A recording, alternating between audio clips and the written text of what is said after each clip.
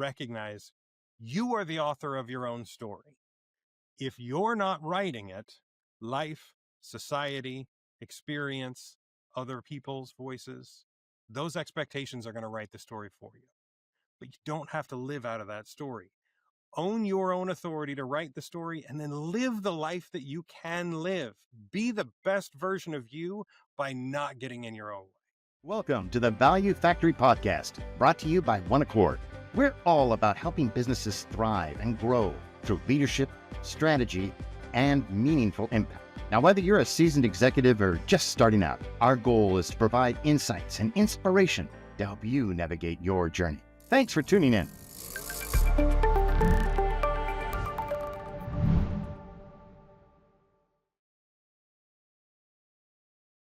All righty. Welcome, everyone, to another episode of The Value Factory presented by OneAccord.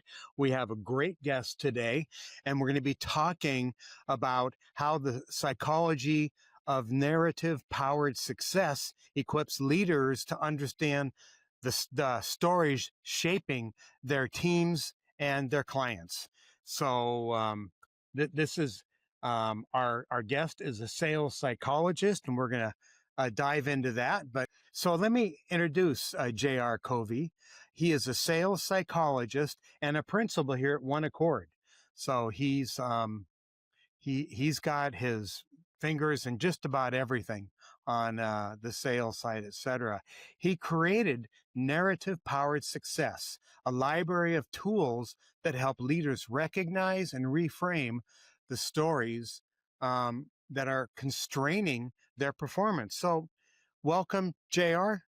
Talk a little bit about how the story can actually constrain performance. Well, thank you first for giving me the opportunity. I'm super excited to be here. I love talking about what I do because it's my life mission. We realized from a lot of personal trials and work that I did in my own life and my own experience in sales that there's a set of stories that are pretty common among salespeople that are going to drastically reduce enthusiasm, motivation, productivity. And I learned how not to do it by doing it wrong in all of the ways that you possibly can, having to try Most successful people get there that way. Yeah. That's awesome because you paid attention. Yeah. I wanted to get better. And I think that's everybody's goal, is to just try and get better. Excellent. Excellent. So we talked about some of the tools. Can you share some of those tools that you use? And we'll probably do a deeper dive in Spinner. Yeah. Excellent. For sure. Yeah. So one of them that we start with just about all of the clients is the defined purpose declaration, which helps people understand their why. Oh, okay. And what it is that they're doing. It's a real crucial thing when it comes to doing mundane processes, knocking on that door for the 100th time, those kind of things, dealing with the rejection and getting back up again when you've been knocked down. Knowing your why is a really strong tool to be able to get yourself back up again. It builds grit, determination, resilience, if there's a bigger meaning for what it is that you're doing. Awesome. Awesome.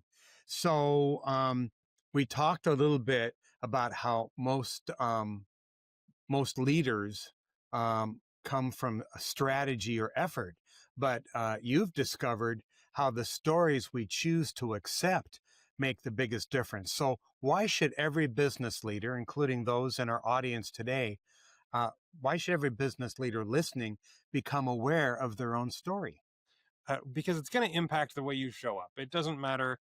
It beyond sales, in life, in how you show up in community and how you show up in family, the stories you're telling yourself are impacting you.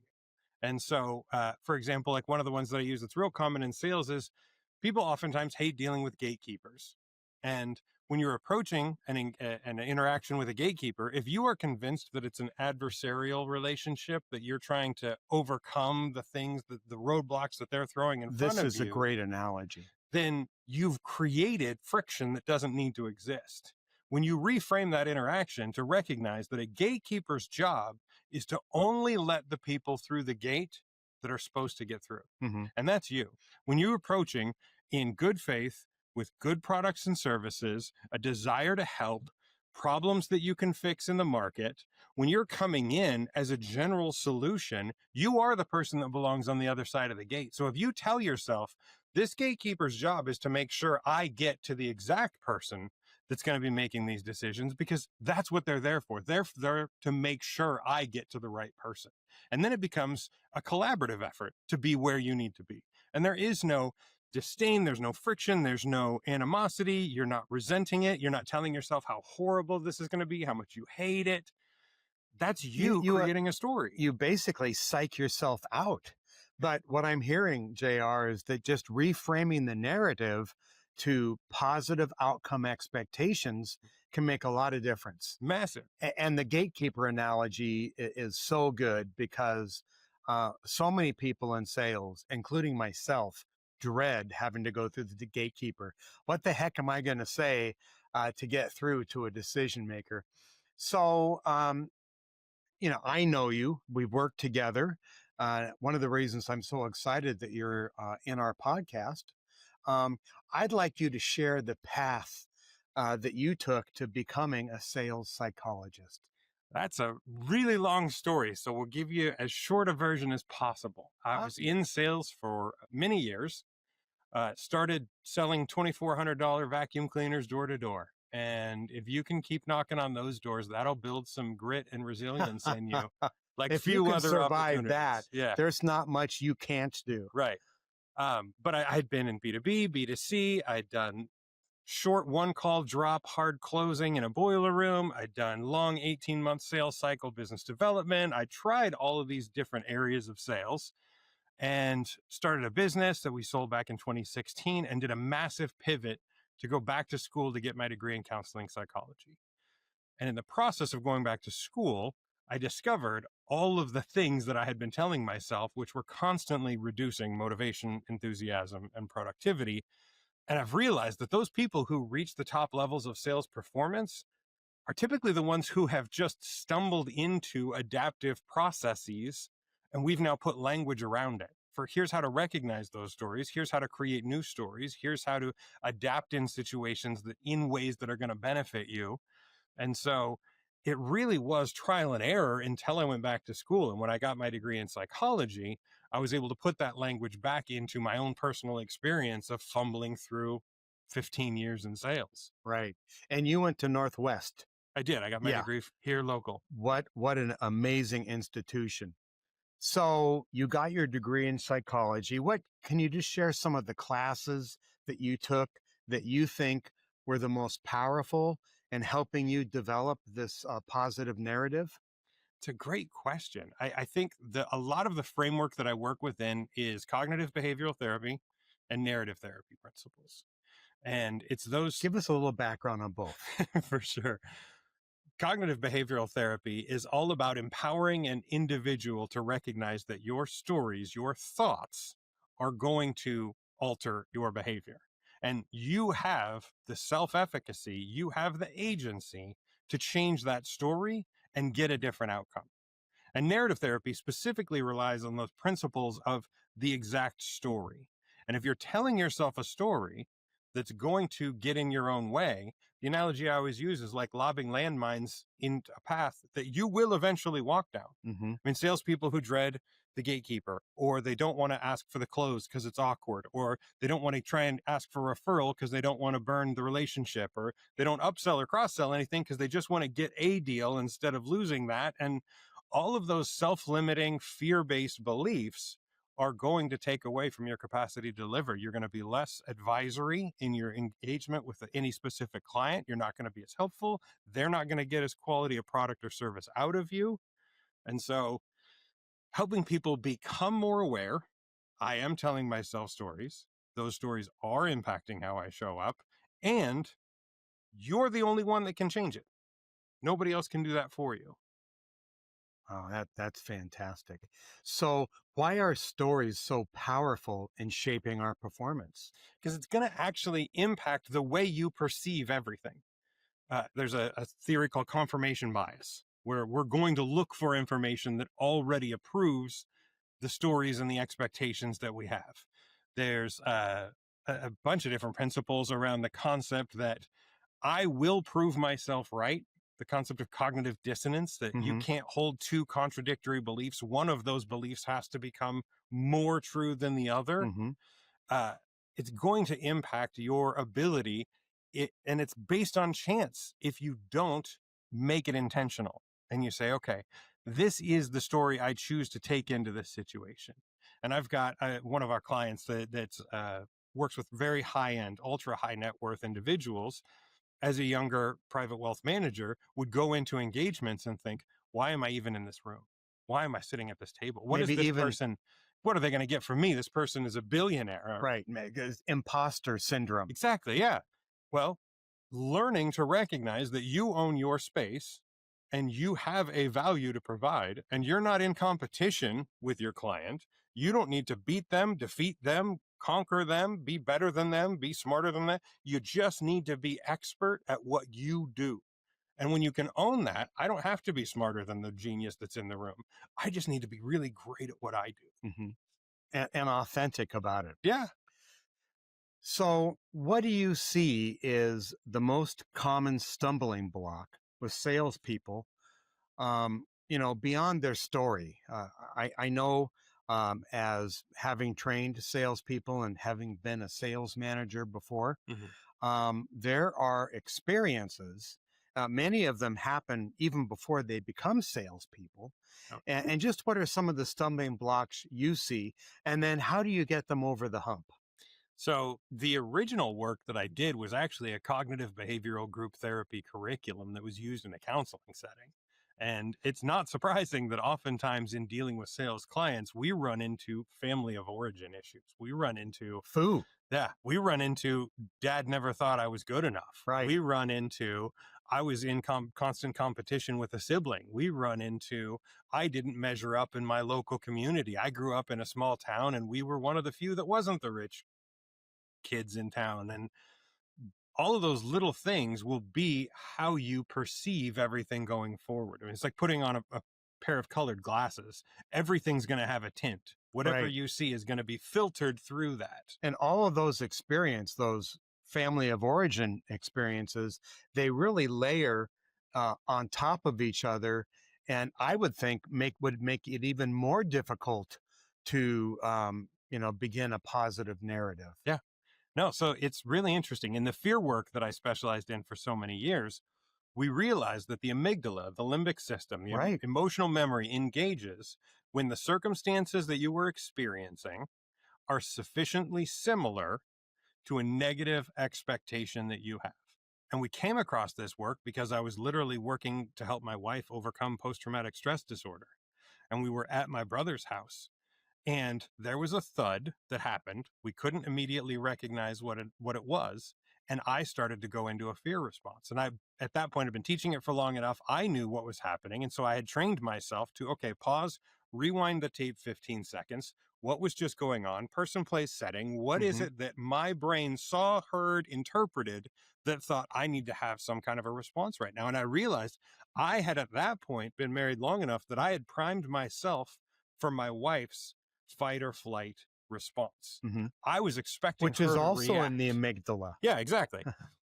And when we left my brother's house, I said, do you realize that you didn't react? And she said, no, what are you talking about? I said, I didn't even know what was happening, but I was going into a response because I was afraid that you were going to snap and freak out and have this emotional episode. And it never happened. And we realized that for my wife, the brain's need to respond for self preservation happened when there was a thud that she could not immediately recognize, and it happened at home because for her, home was not a safe place growing up. Not being at And home, this wasn't in her home environment. exactly, not being at home, her brain didn't think this is sufficiently similar. Fascinating. And your fear was about how your wife would react Mhm. because her PTSD. Right. That is absolutely remarkable. So it's in that way that to answer your previous question really is when we help people realize here's when I'm going into a process. I'm starting to draw back. I'm starting to live less. I'm starting to expect low. I'm starting to shoot for minimal response. If you can identify what are those concepts that cause your brain to react that way, then you can start working what they call the extinction process. and you start giving your brain new information. So, for example, if you have one experience with a dog and it's being bitten, then 100% of your dog experiences are traumatic. Right. If you get 99 more experiences, your brain will come to a point where it recognizes, you know what, that negative expectation of trauma is more of an outlier than an expectation. And so what we do is we can isolate and identify, here's the things that your brain sees as a justification for amplifying the amygdala, the Mhm. limbic system, and we can desensitize it to those things. And we can start to deconstruct the recipe of your fear response. And fear is something everybody deals with. It's Right. something that a lot of people's ego won't allow them to admit it. But I tell people there's only three potential situations. Either you have fear and you know it, you're lying about it, or you're a sociopath and legitimately don't feel it. But if your brain is functioning properly, it's happening. And that's not a bad thing. Yeah, I was going to say, the fight, flight, Freeze mechanism. or freeze mechanism is actually designed so we as humans don't get extinguished. Exactly. So, getting back to the extinguishing the negative thoughts, is it merely a new story, a new narrative that you tell yourself with enough frequency that it overrides the previous trauma? In a very oversimplified sense, yes. Well, There's more give us a to it. little bit more in that. So making short-term memory encode into long-term memory is an intentional thing because it doesn't just happen. The short-term memory and the long-term memory are different sections of the brain. Okay. It's a completely different system that's engaged in that. So part of what we do is helping people do what we call debriefing.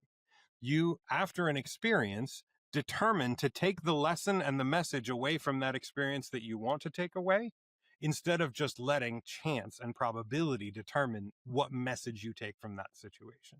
So, for example, if you have somebody that you work with who happens to walk past you without saying hi one day, you can choose to say, I wonder why they're mad at me. I wonder what I did wrong. I wonder what's going on. Why is this happening to me? You can make up all of these questions that Right. spin you into a negative place, or you can see that situation as, wow, I'm really concerned. They're super busy. What happened that they didn't even, because I expect that it's somebody that I care about. It's somebody that I like. It's somebody I get along with. They would respond to me. And if they didn't, it's not me. It's It's on something them. going on with them. Yeah. They must be super busy. They must have a lot of stress right now. It can bring up compassion and care instead of worry and anxiety. Yeah, and that's just a much better way to frame it.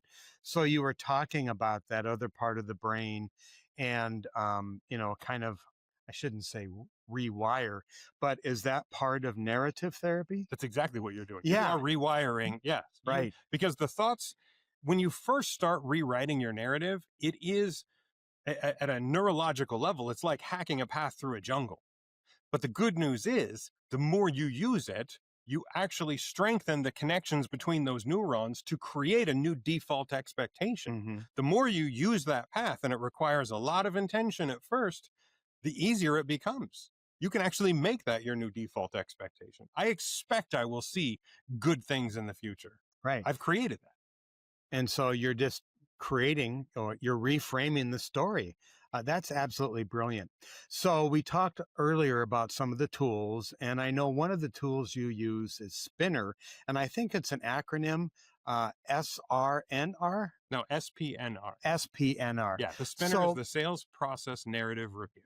great. So how does that uncover limiting beliefs? That's a great question. How does that tool? Tell us about that tool. So we've identified there's 9 different phases in a sales process that start from prospecting, building rapport and trust, identifying the needs analysis, overcoming objections, building your value proposition, closing deals.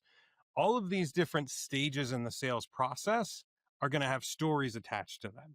You're going to have expectations, expectations of good, expectations of bad, expectations of something out of this part of the sales process. And that's why you have some people who, I use archetypes, and one of them is hard closing Harry. And hard closing Harry is really great at arguing his way into a deal. He doesn't spend as much time on the value proposition. He doesn't spend as much time. He is all about overcoming objections. He's not afraid of the close either. So he's going to have no problem getting through that phase. But when you get past that phase, oftentimes people who deal with hard closing, Harry, they don't walk away from that with a really positive feeling. They'll tend to have an increase in buyer's remorse. They're not very likely to provide warm referrals and leads to after the sale Right. or introduce to their referral networks. And then you've got nice guy Ned, who nice guy Ned is really great at hearing, empathizing, caring about the pain points, validating what the person's going through that they're Doing the sitting needs to. assessment. And they're great, but he's such a nice guy that when it comes time to help them step across that line and make the decision, oftentimes nice guy Ned isn't going to be real comfortable making that suggestion. I mean, I was dealing with a client not that long ago who we were talking in contract negotiations, and he said, "Okay, well, come back to me with what's a number that we can work at." And I said, "Great, let's do that right now. What is the you tell me Mm. how we break this down into the terms that you're going to be happy with signing this on Monday." And then he said, "Okay, great." But if I was afraid of saying, "Okay, let's just take the next step," at this point, we have already come to the conclusion. Buyer's ready to go, wants it. It's just a matter of working out the details. Mm-hmm. I have no problem saying, "Okay, well, let's just take the next step." Right. That's closing. Let's It's not pressure. right. It's not trying to manipulate or coerce or get something. It's just, let's not let the momentum die.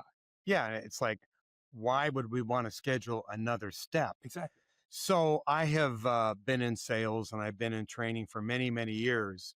And frankly, I don't hold a candle to you. You are so advanced in the way you come at this. But I'll share an observation I've had over sales, and I'd love you to unpack it. And that is that so in our process, we just have 4 stages. It's not as comprehensive as yours, but the last stage is the close. Mm-hmm. And when we do training, a lot of folks, that's where the fear is. I'm Yeah. afraid to ask for the order. And my conjecture, my argument is that the close is the easiest stage in a sale if you have done everything. Right. If you've done everything up to that, right? 100%. And one of the biggest doing right is establishing rapport during the introduction, trust.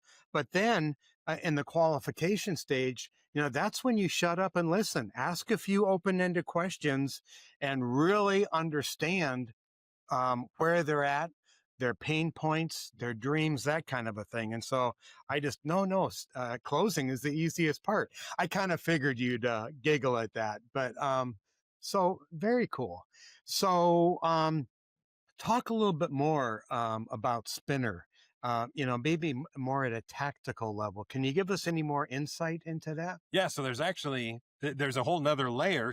There's a 3x9 matrix that we create. And so you've got the 9 different phases of the sales process, but then there's also 3 different targets of your belief. And those are the company expectations, which is the stories you're telling yourself about you and the company you represent. There's the commodity expectations, which is what do I expect of the product or service I'm selling? And then there's the customer expectations. Like, what do I tell myself about the prospect or the existing client? And it's amazing that when you take this, you create this huge matrix and you start to assess where are the stories I'm telling myself in each season. Nobody fills out all 27 blocks, but when you start going through, you start recognizing, you know what? I may be telling myself that if I've got a maladaptive story about the product or service, I might think this might not be the best interest for the client. Right. If that's the case, if that's truly genuine, then don't sell it to them. Mm-hmm.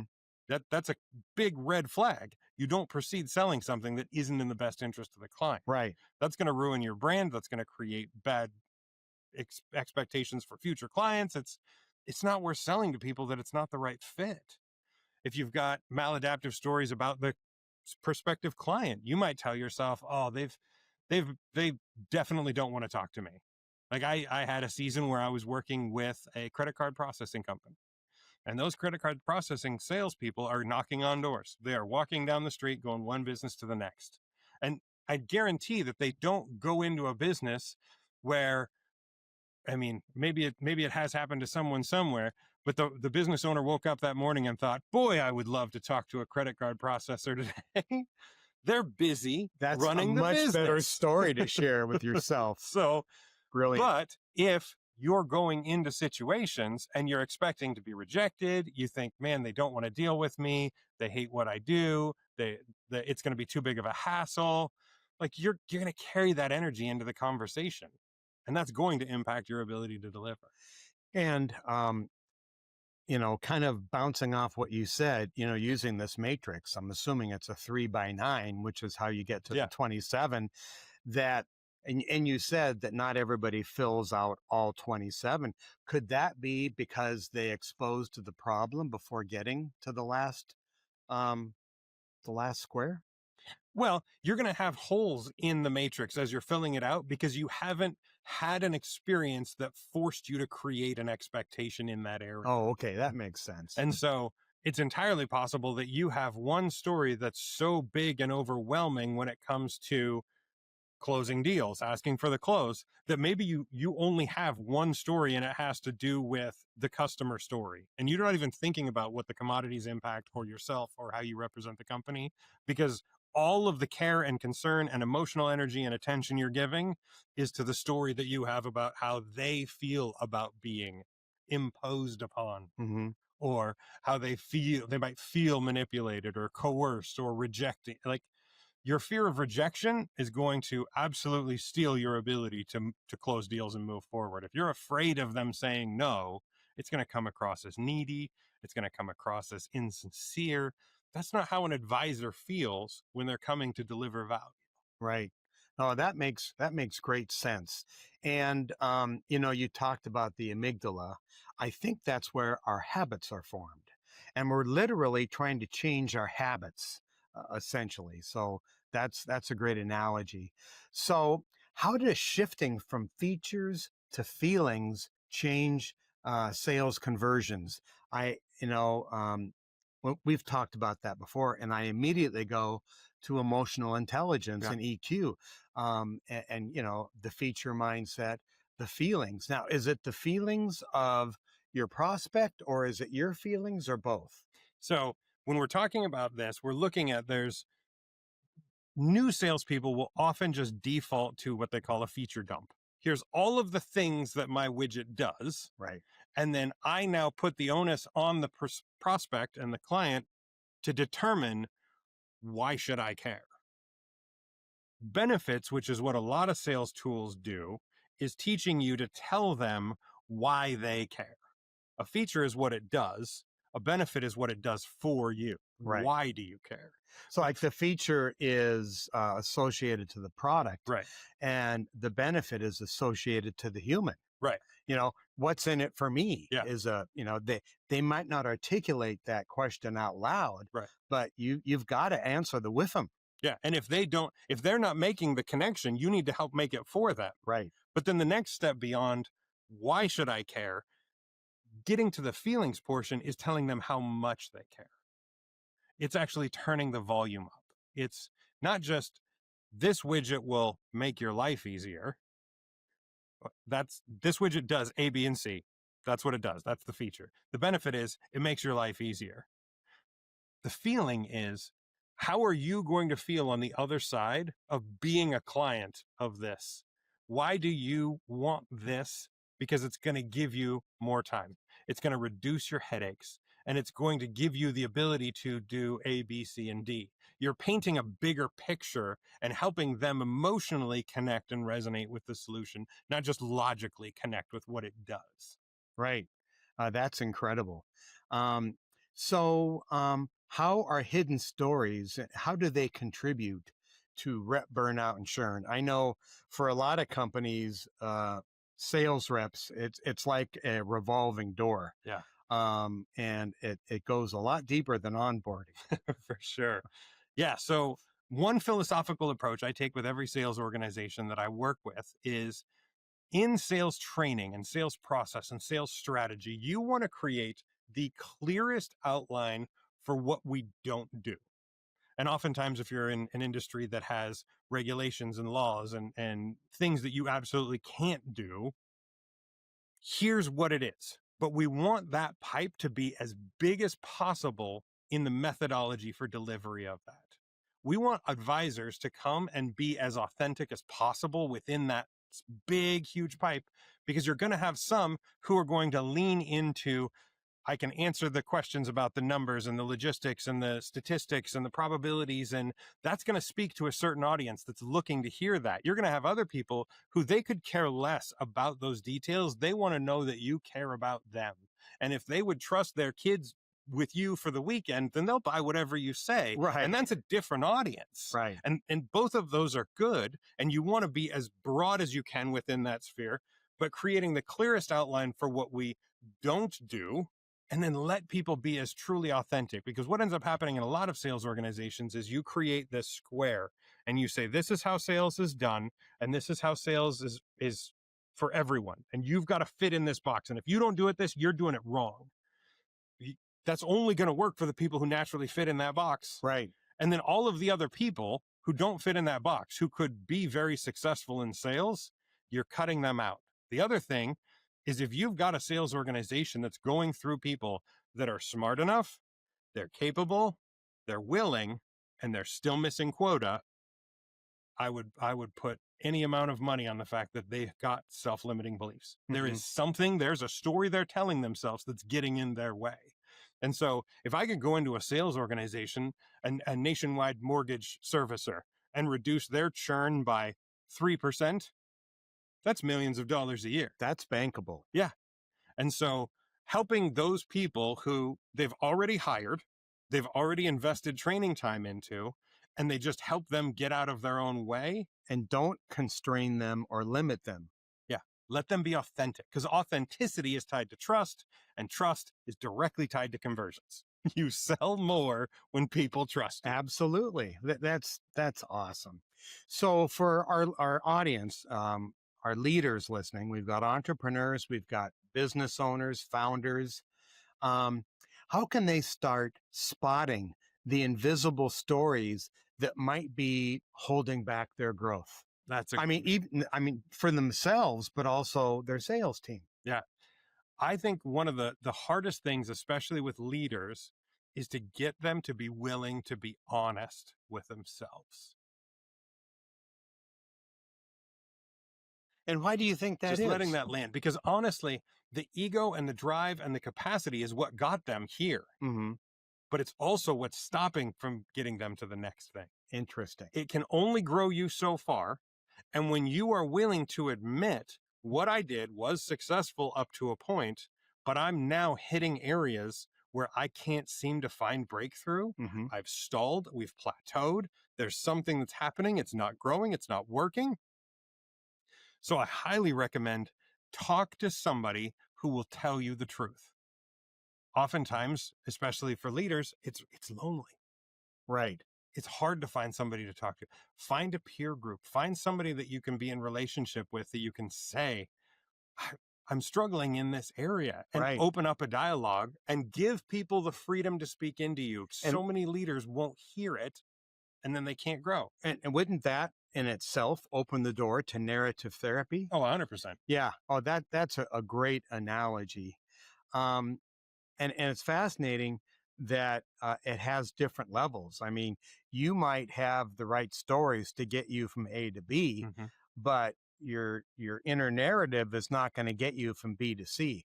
One thing I learned in sales organizations is that taking your best, most productive salesperson and promote she or he into a sales management position, because they're mistaking that performance at closing deals is going to translate into being a good manager. Yeah. And they are completely different skill set. 100%. If I literally created an entire tool, the developmental readiness survey, that is for that specific use case, you've got people who are great at delivering, great at sales, they're great at their niche, but they are very low in cognitive flexibility. Mm-hmm. They are not ready to change and adapt and do things different and see things different. And you will ruin those people when you bring them into sales management, and they will absolutely be toxic to teams, because they're going to take that box mentality. Here's how I did it, and everybody else needs to fit in this mold.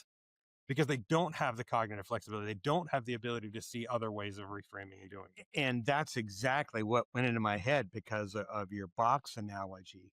And I've experienced it first on where an individual was promoted because they were a very successful salesperson, but they were a mess as a manager. Yeah.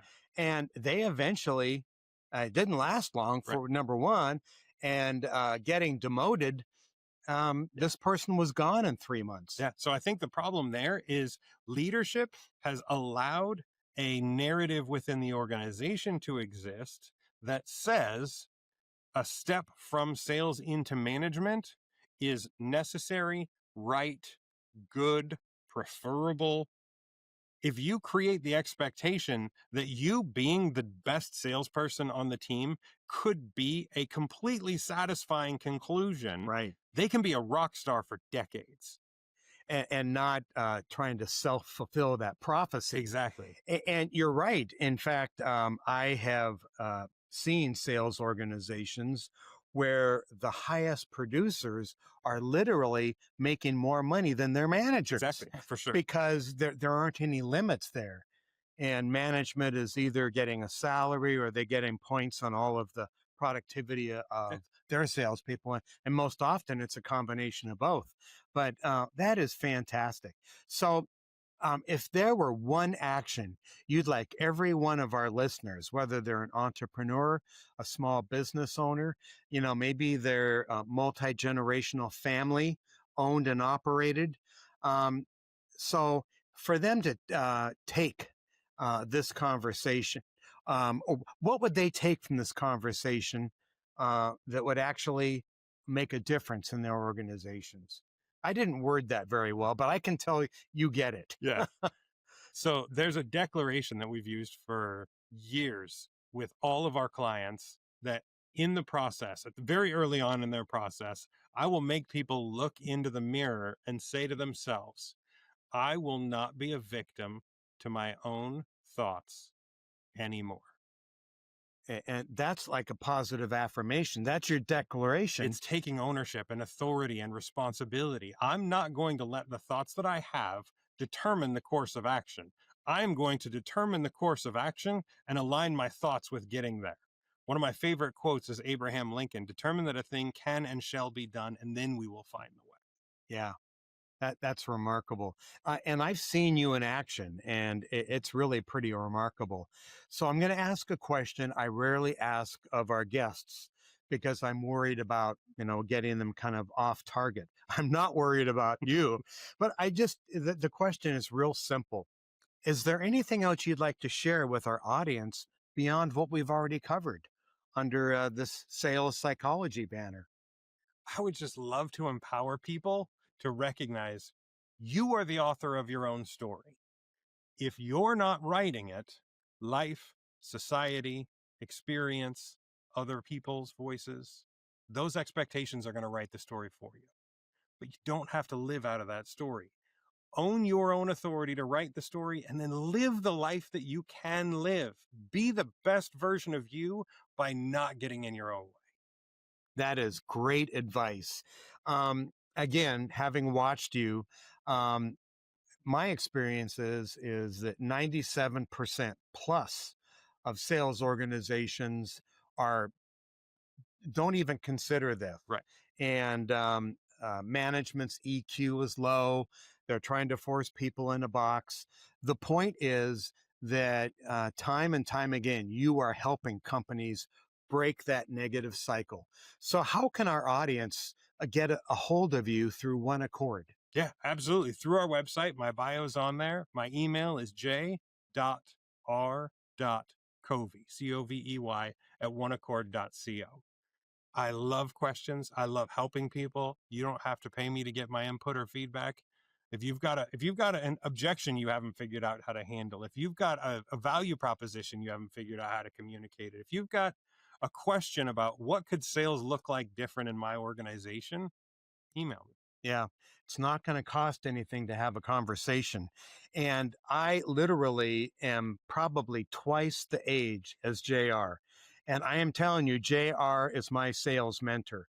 So If you think you can do better, reach out to JR. I have seen him make breakthrough accomplishments with countless companies. So, JR, thank you for being on the Value Factory. It was a great session. And of course, to our audience, the Value Factory is presented by OneAccord. I am your host, Andrew Ballard, and we're going to sign off. Thank you so much. You're a rock star, JR. Thank you, sir. Have a great day.